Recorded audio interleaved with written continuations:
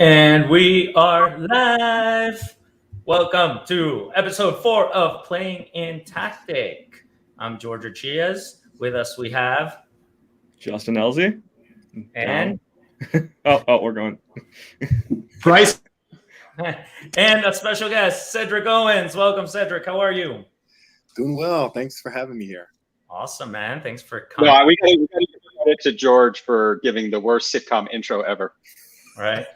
I tried different things every week or 2 weeks, however often we do this. You give him a fancy proper background and look at him go. Exactly. I'm wearing a fancy shirt today. I'm actually going out to see a partner, so had to dust off some clothes, and that's why I don't look like the usual t-shirt wearing guy. But cool. How's everyone doing? Welcome, Cedric. Thank you. Excited to be here. Awesome. I guess I will do the intro, even though I don't know. Did I meet Cedric through Bryson? I know Bryson invited me to Art into Science in pre-COVID era. It was a pretty cool conference on defense, which I wasn't used to attending. And there we met you.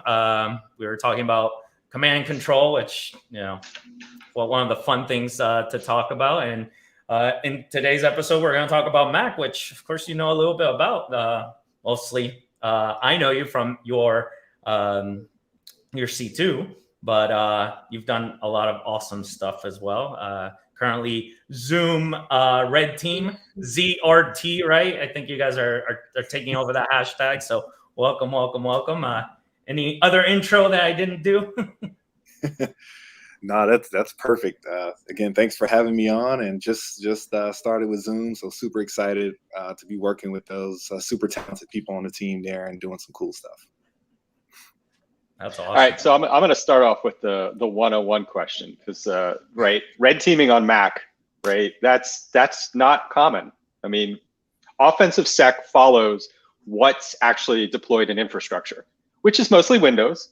We have some Linux servers for production, and then there's a few crazy shops that do Mac, right? So 101 question. The biggest challenge I see with Mac is code signing applications, right? Working with the App Store. They have that walled garden ecosystem until some regulator comes and knocks it down, but we're only gonna be talking tactics here, not politics. How do you manage that part?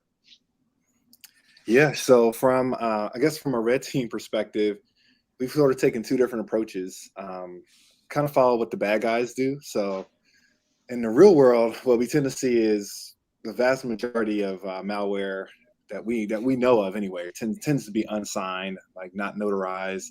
So it's developed to attack Mac, but it hasn't gone through the Iron Curtain, if you will, of like getting it signed with a valid developer ID, getting it notarized. And what that approach relies on is getting the user to like right click and open it, which in that case, Gatekeeper will still do a pop-up, and we can talk a little bit about Gatekeeper as well if you guys want. But one of the main controls on macOS, Gatekeeper will do a pop-up, and it will still allow the user to click and run an app that is not signed and not notarized. And that's kind of the approach that's used. I've also gone down the other road of like basically developing a payload, trying to get an Apple ID, developer ID, getting it signed, getting it notarized. And I found from my perspective, like it was kind of fun. Like the red team payload I used lasted a week, which I was surprised at. It's like, man, this is Apple. Like, why is it? I expected a little bit quicker response, but anyway, it lasted a week. Then they retroactively, I was like, oh, this is bad. And then they, killed the certificate. So I kind of lean more towards what the real bad guys are doing, which is probably not even signing and notarizing it. So how did Apple catch you? Like, what did you do? You think that actually tripped that, where they were like, oh, nope, kill that. So the app I submitted at the time, it was dual purpose. It captured credentials, and it launched Mythic, which for those that are listening, if you're not familiar, Cody Thomas at Spectre Ops wrote what I consider like the golden standard for command and control for macOS called Mythic. It's called AppFill at the time. But I forgot what I was about to say. I just totally lost my train of thought. How you got it burned down? Oh, yes. So it's dual purpose app. It was capturing credentials, and the second function of it was launching the Mythic payload. So what I believe happened was the Apple uses something called a notarization scanner for everything that you upload for notarization. And I guess it kicks off on a certain schedule or something, but for whatever reason, it was a week later, and I think it keyed in on like the username and password fields that my app was collecting. It did not key in on the Mythic payload because I did a separate test later with the team, and that one did not get flagged. Nice. You have to jump through some hoops to get a developer. Like, it's easy. I don't know what their automated process is to validate your developer, but I've seen people like try to cheat it and like make a fake person and like get denied. But like some scenarios they were able to pull it off, but then you're like definitely in violation of terms of service. So that's an interesting curveball that the Mac side throws at you for that. You can't just get a code signing cert from like whatever random like EV cert you get for like on the Windows side. Right, exactly. And I've kind of gone down that road too with testing. And with Apple, what I found was like their identity checks were pretty solid. Like looking at your Apple ID identity that you set up, and then the payment identity that you're using for your developer account, making sure all those match. And instances where I've tried to kind of use a different identity or like a what it was called, like a temp credit card. It will still take your money and it will just kind of halt the process. And it's like, hey, these identities don't match, but can you send in a government issued photo identification to us, and then we'll move the process forward. But yeah, I think they have a pretty good hold on the identity verification process. Yeah, that was my experience as well. I even tried like the privacy.com thing. I was waiting for you to like drop some crazy thing to get around it. But everybody I talk to who does red teaming on Macs pretty much like, yeah, we found somebody's friend's cousin's brother to make an account that never wants to touch a computer, and then we just use them, was basically what I got out of it. So yeah, exactly. Yeah. So how did you get into this, right? Because I'm guessing you started red teaming before you started looking into Macs, right? As far as my understanding of your history goes. So can you tell us a little bit about that journey? Yeah, sure. So I guess I'll go a little further back. After college, I was in the DC area at the time. And so I kind of fell into federal contracting and eventually got a clearance and worked as a government contractor at a 3-letter agency up there, and did that for a few years, wanted to get out and see what like private sector looked like. So once I pivoted out, I was actually an incident responder. My first job out of federal contracting was with NetApp at the time. And so that was a really good gig, good chance to sort of see what enterprise integrations and applications look like at the time. So Active Directory, Exchange. So I really kind of fell into it on the Windows side as a responder, did that for about 5 years and felt like I was missing something, like not really putting all the pieces together from an attacker's perspective, like the mentality, the processes, the tools, etc. So I eventually pivoted to vuln management for a year to kind of get my hands wet with the offensive side and vulnerability and pivoted over to red team. And once I left NetApp, what I found was the next job I got into was a complete Mac environment. And I was like, man, this is strange. Like all my go-tos, I can't really use them here. So it kind of forced me to grow in that regard. And the last 3 companies I've been at have been shops that basically out of the San Francisco Bay Area that are kind of the opposite of what you see in your Fortune 100, Fortune 500 companies where they kind of buck the trend. And so instead of having 90% Windows endpoints, you have 80 or 90% Mac endpoints, right? Maybe you have 5% Windows and then another 5 Chromebook or Unix or whatever. So that's kind of how I've sort of fallen into it. That's awesome. And yeah, I mean, I come from the Windows world, so my questions are probably not going to be as technical. But if we look at an attack, right, obviously your pre-stuff is going to be similar as far as setting up C2. You talked about Mythic and all that. The payloads, you talked a little bit about having to sign them and whatnot. But I also know that there's new silicon, right? This M1 chip.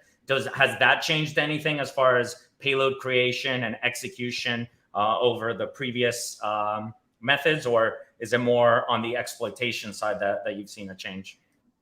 No, that's a good question. To be honest, I have yet to obtain an M1 to get my hands on it to play around with it. But from like the things I pick up from those who do have it is just being aware, like if you're relying on binaries like macOS binaries, just ensuring that if it's, you build it beforehand, you build it to be compatible with M1.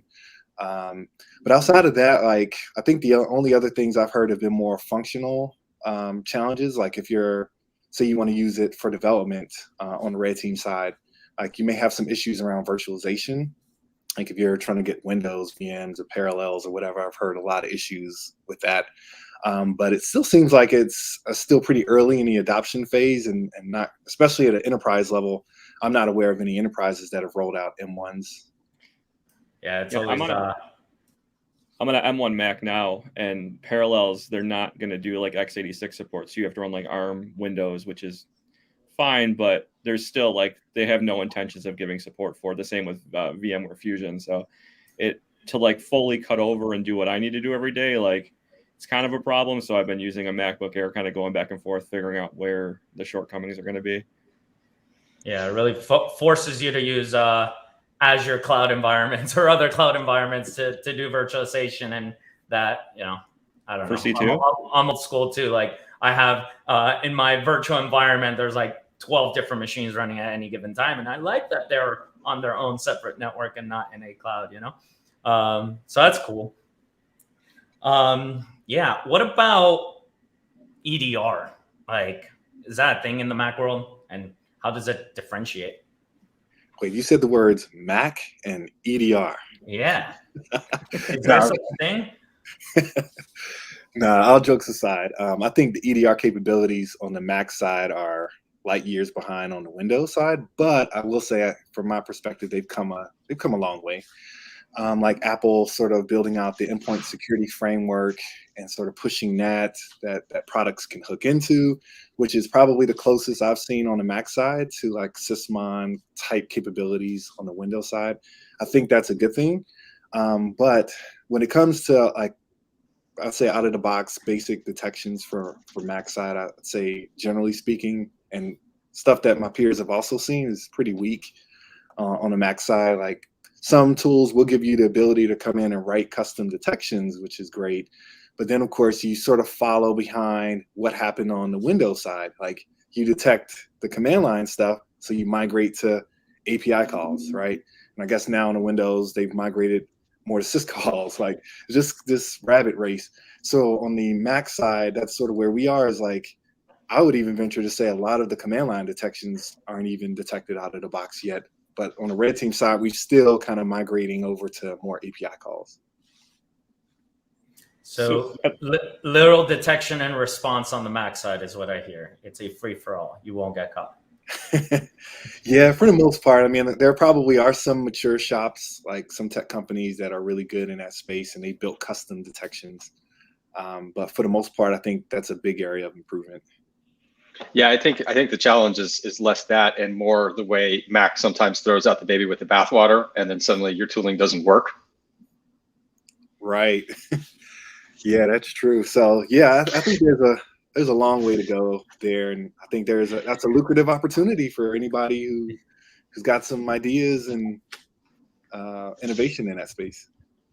How'd you find the switch from like AD centric, like red teaming and offense, to switch to Mac? Like people in red teaming, at least I feel like from the enterprise side, is always get super hung up in like AD based attacks. Like your end goal is to show some like value to the business, or you obtain something. So you even might move through AD and go to like a Git server and steal something, or move to some cloud servers. And like just the middle section is, everybody's used to just doing AD for lateral movement. How did you find like that switch? Yeah, I think it was really impactful, because I think it was a few years ago when it might have been your post and maybe Tim Malcolm Vetter a few years ago kind of called out that exact thing in the industry, like just reminding testers, like, think beyond AD, think business impact, think what your goals are and how to translate that to the business, because you could go to the business and say, I got domain admin. They're like, well, I don't care. Like, what does that mean? Right. So I think kind of having those that thought process initiated by you all for me anyway, sort of helped me think differently when I plan red team ops in general. Like if a Active Directory is there and you have to compromise it, then so be it in order to get to your objectives. But at the end of the day, from my perspective, it should be something like if you're going after customer data, what does that attack path look like? Or store data, whatever that sensitive attack path is, sort of focusing more on that and less on like getting domain admin. Do you find yourself going after like Jamf and like the management side of it, or are you just trying to move through some other direction? Yeah, Jamf is definitely a good target, just because it goes back to central management being one of the places you want to target as a red teamer. But sometimes it kind of depends too on what your end goal is. Like maybe you want to, let's say you want to show a supply chain attack, right? Where you can get in and show that you had ability to modify code that your customers run who use your products. Like maybe you'll start with trying to get access to an engineer's endpoint as your initial access point, knowing that engineers do development on Mac. So it's a good chance that there's some keys there that they use that you can then pivot over that way. So that's kind of like one attack path that you could use. You could go after Jamf, like trying to figure out who in the organization are the Jamf admins and maybe trying to fish them for credentials, and then seeing if the Jamf server is something you can just browse to and authenticate to, or is it behind something like Okta or one login that enforces 2FA? So just kind of there's a lot of different paths you can take for sure. How much easier is it to bring in mobile devices because of the similarity with iOS? I guess it sort of depends on the orgs. Like I've been in some orgs that it's like kind of a Wild West, free for all, kind of connect anything you want to the network. And then there's other organizations that more tightly control that stuff. Like if you're going to bring your phone or your iPad, then you need to install this management profile on your device so that IT can, kind of basically monitor customer data, ensure that the patches and versions on your tablets or phone are kind of kept up to date. So I guess it kind of depends on the organization's approach. So we've seen actually the MDM thing a lot from the enterprise side, not to go away from the Mac, but like a lot of places like the MDM won't have two factors. So we've been able to like enroll devices and then have like the VPN on an iPad or an iPhone that like got us in, and we've had to pivot, and we've had people on our team use like an iPhone for an entire assessment before as like a pivot point to jump off into the network because we credential sprayed or something. We're able to join it without two-factor, and then it put us on their network and gave us access to a bunch of stuff. So I'm assuming everybody doesn't go after that, but it's a weird vector. And if you can, pivot off of an iPad correctly, like it's very powerful. Yeah. I've kind of seen setups somewhat like that too, where maybe they've got different connectivity points. Like if you're in an office, like maybe different Wi-Fis, right? So maybe one Wi-Fi is for BYOD, and you've got another Wi-Fi that is for corporate devices. So it's just kind of interesting, like if you can get on the quote unquote guest or BYOD network authenticated, can you see anything on the corporate network? And if you can, what can you see? How can you pivot over to that network? So it is kind of interesting and might make for an interesting start point. Yeah, and we say pivoting, right? So in MITRE speak, we're talking about lateral movement. I go to MITRE attack site all the time, and I filter out for macOS, and there's like one technique documented, which is SSH, and we can't possibly believe that that's the only way, right? So how does pivoting work in a Mac environment, apart from a central management sort of solution that, of course, if you gain access to that, then you can get access to everything else? Is it like that traditional Windows based, like obviously SMB doesn't exist, but how do you hop from host to host? Yeah, in the Mac environments that I typically see, of course, SSH is a big one, but another one might be your cloud credentials, because a lot of times the Mac environments tend to be heavy cloud too, usually like AWS or GCP usually. So given that a lot of developers will do some development or administration from their corp Mac in most places, is very, and what's also interesting is the keys that they would use, like in the .ssh or .aws or .azure, like whatever folder, those keys are usually not protected by TCC, which for those listening is Mac's privacy protection, where essentially what Apple's trying to do is give the user control over certain directories. Like if a program is trying to read or write to a directory before the OS allows it, it checks this database on the system and it reads that entry, either allowed or denied. And if nothing's there, it'll do a prompt to the user to say, would you like to allow terminal to access documents? So anyway, keys that are for like cloud hosts are in the user's home directory, and those are not protected by TCC. So as long as you're not sandboxed in your command and control callback, then you can easily grab those, like take those, import them, like pivot over to the cloud. So that's one way. And then of course you have like Apple remote events that might be enabled on one system. That if you have the credentials for that system, like you can then like pivot to that system using remote events. So it's a lot of different paths.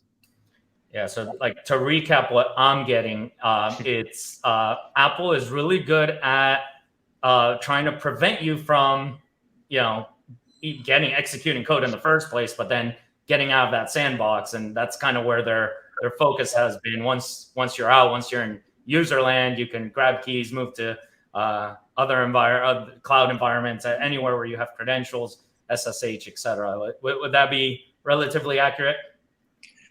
Yeah, definitely. And so I like to just try random things sometimes as well on my test Mac at home. And one thing I'll do oftentimes is I'll just reset.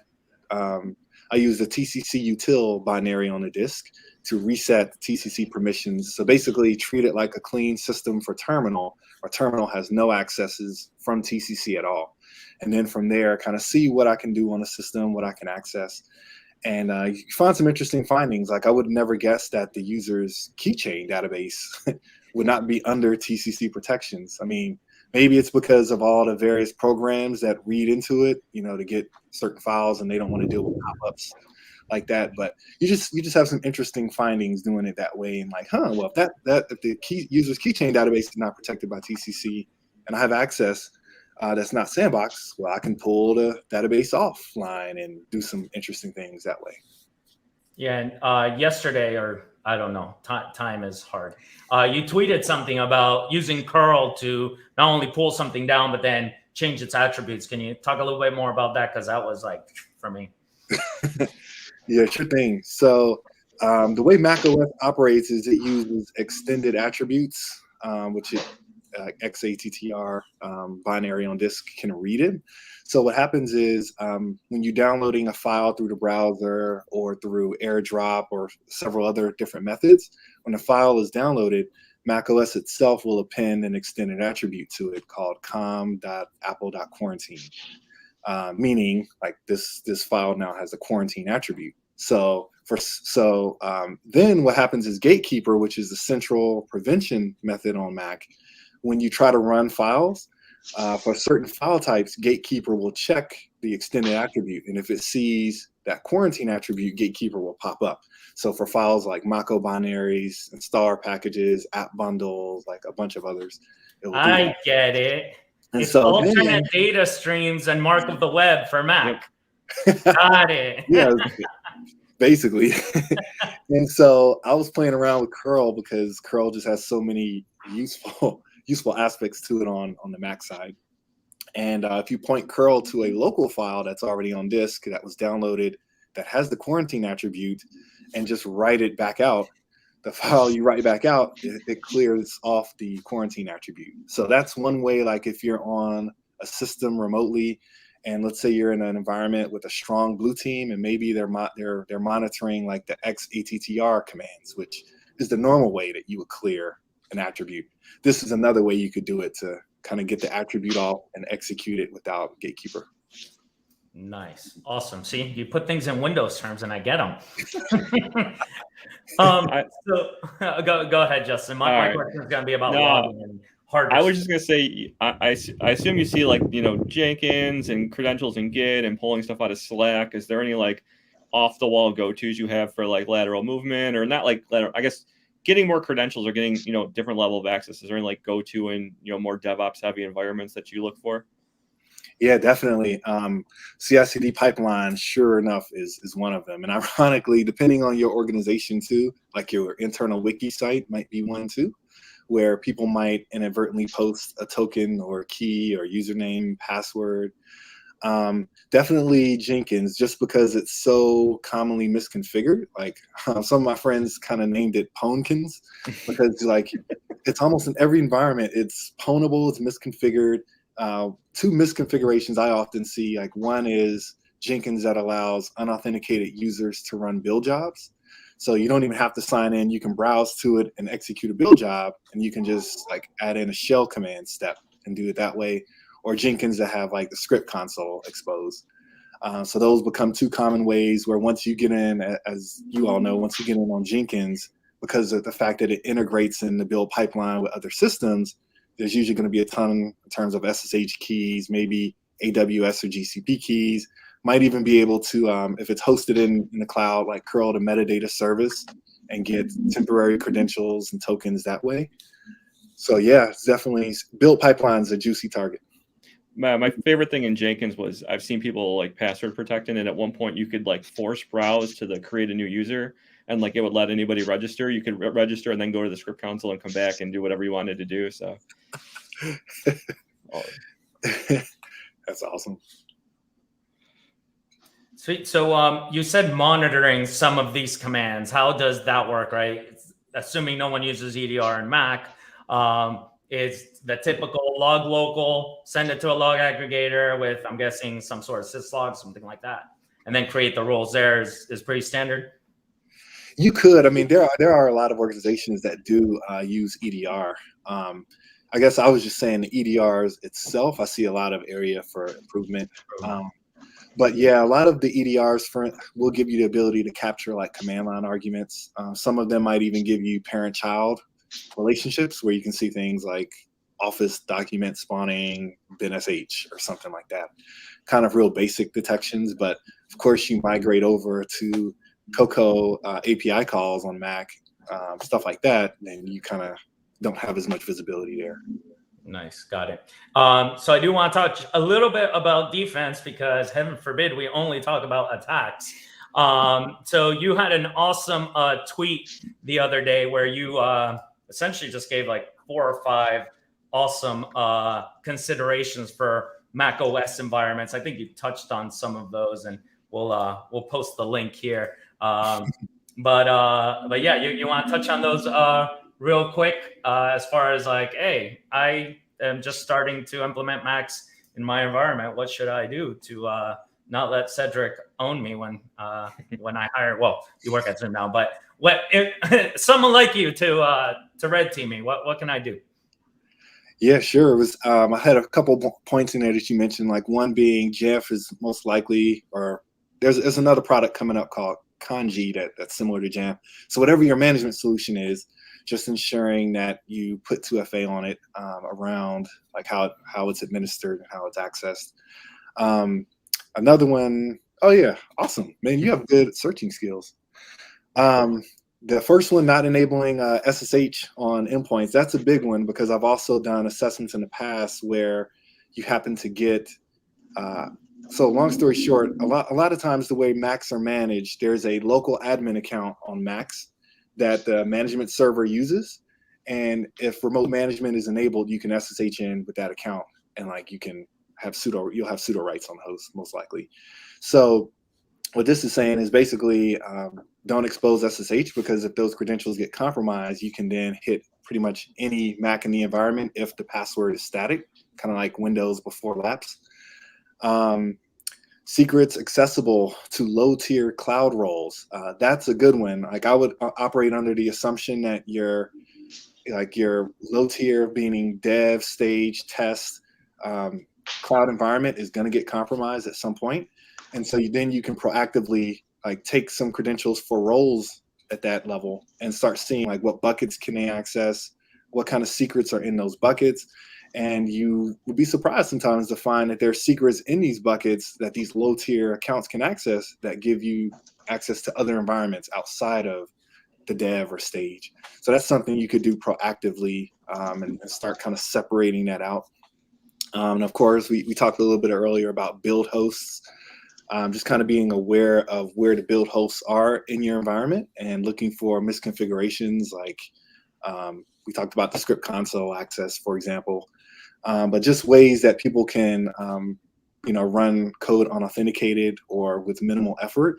Artifactory, for instance, I've been on an assessment where Artifactory had an outdated plugin, which allowed us on the red team to exploit it, create a local user, and get into the build pipeline that way. So you just want to be aware of kind of where your build systems are, what versions they're running, and try to get that stuff done, fixed proactively. Awesome.